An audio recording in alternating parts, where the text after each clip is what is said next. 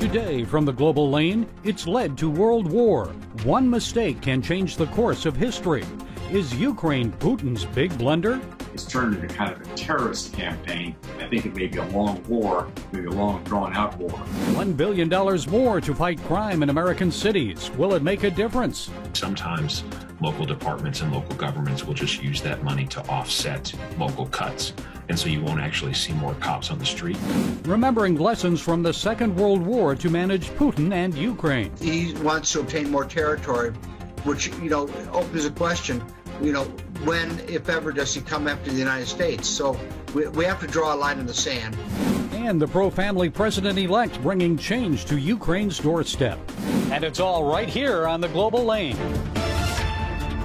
The White House warns that Vladimir Putin is now unleashing more extreme tactics in Ukraine. One example, Russia's use of hypersonic missiles. They can be launched from 1,000 miles away, and they're harder to detect because they fly at low altitudes and reach speeds 10 times the speed of sound. Meanwhile, Ukrainian President Volodymyr Zelensky is warning about the consequences of unsuccessful negotiations with Russia. If these attempts fail, that would mean that this is a third world war. So is that a stretch? Might failed negotiations or one miscalculation in Ukraine actually trigger World War III? Well, our next guest explains how past mistakes have altered the course of history. Historian Jared Nutt is author of the book, Tiny Blunders, Big Disasters, 39 Mistakes That Changed the World Forever. Okay, Jared, do you see any mistakes so far here regarding Ukraine that could lead to World War III? Yes, there's been a series of miscalculations and mistakes going back 6 months, a year, 2 years ago. I think we should have, in my personal opinion, have built up the defenses of Ukraine much sooner and much more powerfully, having air defense systems, having the big jets in place, having the defensive weapons in place, so that it's bristling with military hardware and training. It's very possible that Mr. Putin would never have dared to attack the Ukraine if they thought that it was a very strongly defended country. If they saw, I think, weakness. That, I think, was what gave him the temptation to attack when he did. That's one fundamental mistake that, in my personal opinion, has taken place. How about a mistake on his part, on Putin's part? Horrible miscalculations on his part. He did not realize that his army was going to perform so badly. It is being really beaten in the field by the very determined Ukrainians with the help of the training and weapons from the West, from Turkey and from the United States and from Great Britain. So he wishes he hadn't made the invasion in the first place, in my opinion, but of course now it's too late. And what he's doing is turning to desperate measures, as you know, firing rockets, firing artillery, hitting civilian targets. It's turned into kind of a terrorist campaign rather than a military operation. He's hoping to blackmail force the Ukrainians into surrender. I think it may be a long war, maybe a long drawn-out war. And I'll make another point I think is very important. When an occupying force goes into a nation where there's huge resistance and where they are hated, it is very, very difficult for them to ever get that situation under control. The Russians learned that lesson in Afghanistan. To some extent, we learned that lesson in Iraq. And Mr. Putin is going to learn it again over the next 6 months, next year, next 2 years. I don't know what's going to be, the outcome's going to be, but he's going to play the devil trying to get a pacified country in the current situation. Okay, let's turn to your book. You give the example of how just one mistake led to the start of World War I. So please remind our viewers of the trigger event that started the First World War. Yes, it was the assassination of the Archduke Ferdinand. And it took place in front of Schiller's Delicatessen near the Latin Bridge in Sarajevo. And it was a series of events there.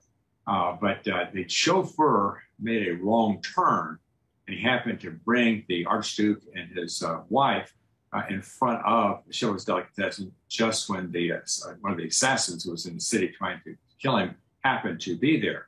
If the chauffeur had not made that wrong turn, the event would have been missed, and we don't know when or if World War I would have ever started. And really World War II, which was kind of a reaction to what happened in World War I. It was one of the biggest tiny mistakes in history.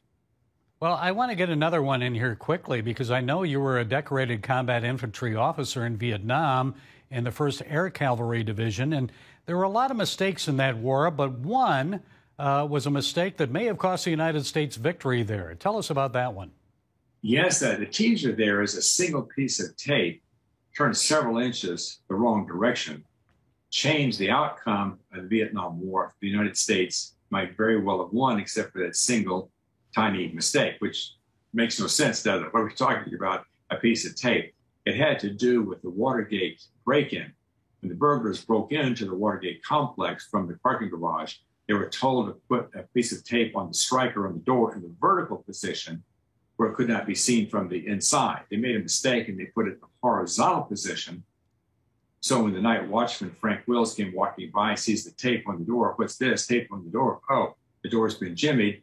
He calls the Washington, D.C. police. By the way, he had to call them twice, but they came. You know, here's another thing. There's a strong rumor that the uniformed officer on duty was intoxicated in a local bar and could not respond to the call.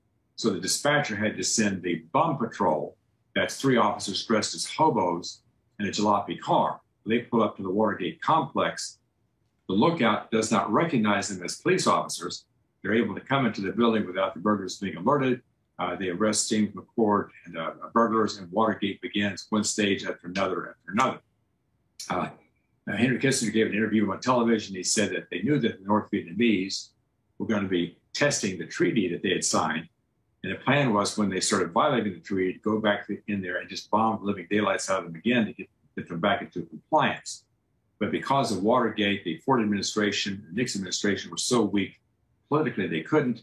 So South Vietnam collapses, Nixon administration collapses, it all falls apart because of a single piece of tape turned several inches the wrong direction and a drunk cop.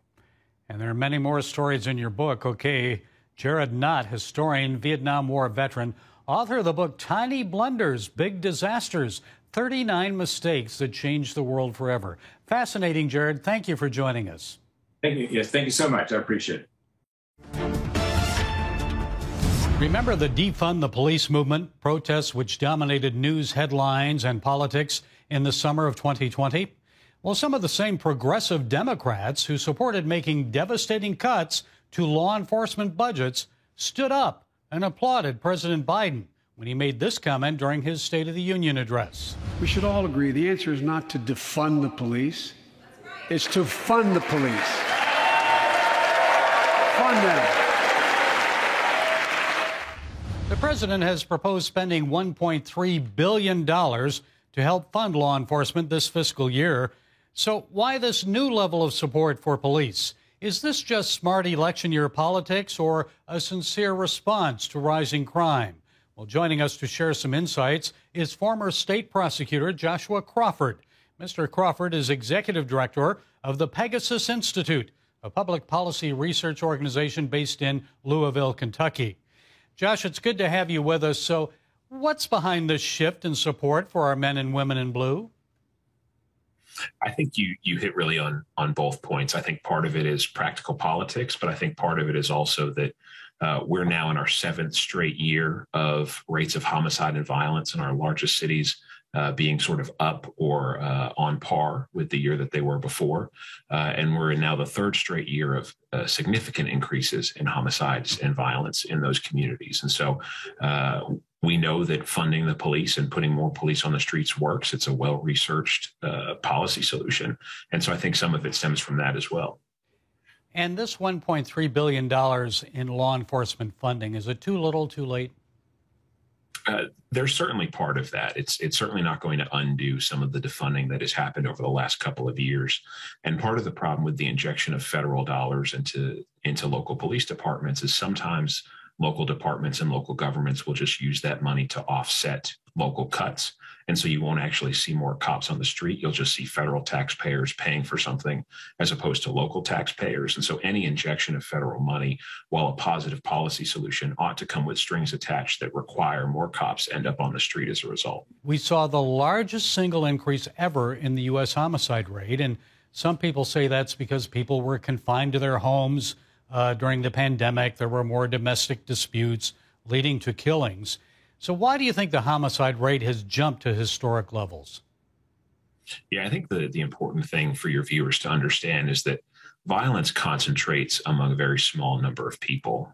In any given city, it's about 0.5% of your population that's responsible for more than 50% of your violence. And that typically occurs within the subcontext of gang activity. Those individuals got more active, more violent over the course of the COVID-19 lockdowns, especially as in response to changes in law enforcement policy that took cops off the street, and then especially in places that saw defunding of the police and reductions in officers. But this has been going on in the country since 2015. There were substantial increases in homicides in the country, 2015 over 2014, then 2016 over 2015. Then we were sort of stagnant, and now we're seeing these increases again. So it's not simply a COVID problem. It's a bad policy problem. And police officer retirements and resignations are way up. What role have defunding and the lack of respect and support for law enforcement officers played in that?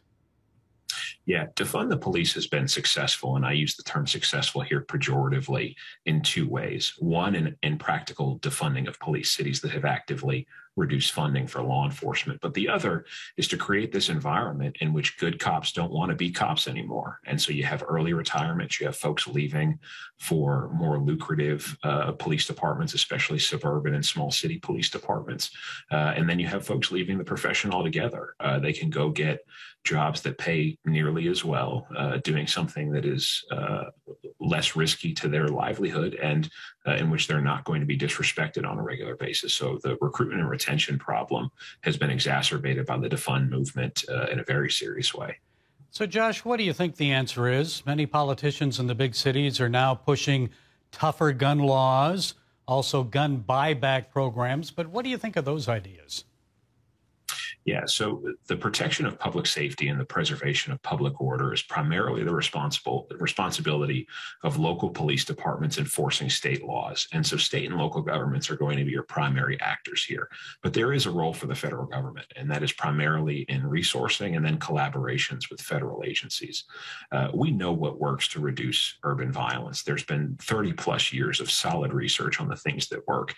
And the things that work is to focus a combination of law enforcement and social service resources on the folks that are driving these problems, that small number of individuals within the subcontext of street gangs that are causing these problems and that are making life remarkably difficult for the overwhelming majority of law-abiding citizens in communities that folks even think of as high crime.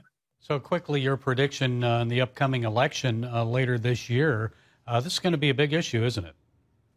Absolutely. It was an issue in the most recent election. I think that's only going to increase in the 2022 election. And I think it's why you see a lot of high profile members of Congress coming out with plans to address this issue specifically. And I think you saw this play out in some local races in places like New York City, where now Mayor Eric Adams was elected on a platform not of defunding, not of abandoning law enforcement, but of public safety and preservation of public order. And that's in a city that tends to lean pretty far to the left. But those folks want safe streets and clean streets as much as anybody else.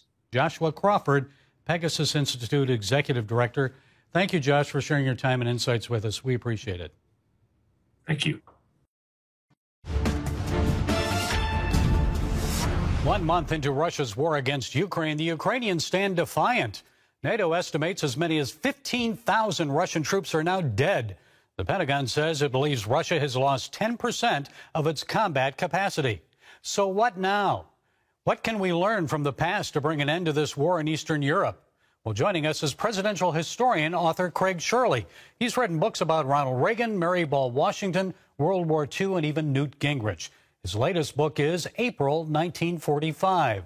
Craig, it's good to have you with us. So your new book has extra relevance today as the first major conflict in Europe since World War II unfolds in Ukraine. So already we've seen more than 3 million refugees from just that one country. And you wrote in January 1945 that there were 2 million citizens wandering homeless. As tragic as that was, I think this conflict seems worse in a shorter period of time. Ukrainians need help, and you believe, like with World War II, Congress needs to pass a new Lend-Lease Act for Ukraine. Explain. Well, it's probably not a bad idea to try to organize humanitarian and military assistance to Ukraine freedom fighters. You know, we had various neutrality acts passed in the 30s, which prevented us from engaging the Nazis directly in any armed battle, any armed conflict. So what FDR devised was rather brilliant. Was he lent Great Britain and Winston Churchill used military equipment, including used destroyers, used guns, things like that, so that they could fight off the Nazi onslaught. We eventually got into the war, obviously, but Great Britain was alone in fighting against Germany, Nazi Germany, and fascist Italy, and it was a very important step for those 2 or 3 years before we got directly involved to help contain the Nazi growing juggernaut. And you write that Eisenhower's most important goal at the end of the war in Europe was to nab Nazi war criminals. Now, President Biden has already called Vladimir Putin a war criminal. So how important do you think following Eisenhower's example may be to the world in the aftermath of the war in Ukraine when it finally comes to an end? Well, I don't think any Russians are going to stand trial in this case, but they will eventually. Russia will eventually be contained, if not defeated. This at best is going to be Putin's Vietnam. He's losing men and material faster than you could say Jack Robinson. But he's not going to stand trial. He's not going to stand in the dock. But we had actually defeated. We had actually achieved unconditional surrender over Nazi Germany, and for that they were in violation of the Geneva Conventions. They'd committed war atrocities, both the regular German army and the Nazi officers, and so they stood trial in Nuremberg, and many of them hung or were shot for their crimes against humanity. And the New York Times missed a lot of that. I find it interesting that you quoted the New York Times editorial from Easter 1945, and it said, quote, "The stone was rolled away, the tomb was empty. Life had defeated death. Surely the risen one, who is the symbol of that eternal truth, would so speak to troubled mankind today. He said, because I live, ye shall live also." Wow, the New York Times actually said that. I don't think we'd hear that today. And what kind of job do you think the media is doing on reporting this war? Oh, they're not doing as good a job as they did reporting World War II. The media reporting, although I will tell you, is that every era the media has its biases. You know, in the 1940s and post World War II, the Washington Post and the New York Times routinely did not record the death camps where 6 million Jews were murdered. They report on Auschwitz, they report on Treblinka or Buchenwald or someplace else, but they never reported that it was a racial systematic extermination of the Jewish race by Adolf Hitler. What's the takeaway, Craig, from this book? What lesson do you want us to learn as war ravages Ukraine? Gary, I think there's so many lessons. Is that, like it or not, we are in the world community. We are not, as we were in the 20s and 30s, isolationists. We can't, unfortunately, turn our backs as much as we'd like to turn our backs on the affairs of the world or the affairs of Ukraine or the affairs of Russia. That doesn't mean we have to put boots on the ground, but we have to be engaged. He wants to obtain more territory, which, opens a question, when, if ever, does he come after the United States? So we have to draw a line in the sand, and it has to be the existing borders have to stay where they are, and not to try to recreate the old Soviet Union. That time has passed. And as Christian people, we have a responsibility to respond and help our fellow man. So the book is April 1945. A lot of lessons there. Craig Shirley, thanks for giving us a look back and setting us straight on a major challenge for us today. Thank you, Gary, very, very much. As world attention focused on the war in Ukraine this week, there was some positive news from one of Ukraine's neighbors. Hungary elected a new president, and she's a pro-life, pro-family Christian. President-elect Katalin Novak previously served as Hungary's Minister of Families. She talked to CBN News last fall and detailed how the Hungarian government's pro-family policies have transformed the nation. Just over 10 years ago, the country's population was in decline, down about 10%. The number of abortions were up. In fact, there were some years when Hungary had more abortions than births. The divorce rate was also high. Novak helped implement pro-family policies that encourage Hungarians to have more babies.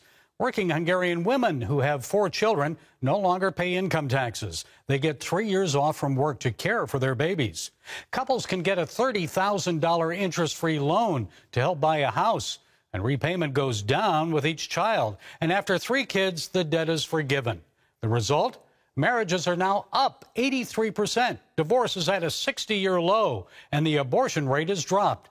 President-elect Novak explains. The most important outcomes of our 10-year family-friendly or family-oriented policies, that the abortions dropped by 41%. And I think that we still have work to be done in this matter, because we have to point out the value of life. The pro-family policies are now inscribed in the Hungarian constitution. Also, last year, the country amended the constitution to clarify that a mother is a woman, a father is a man.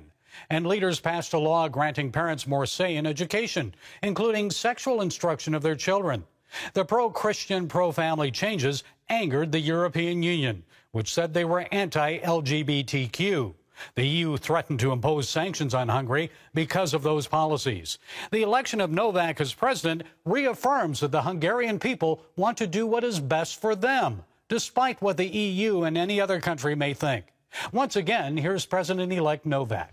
We have never had the intention to have an international attention focusing on us or teaching lessons to anybody, but we don't want to be taught any lessons either.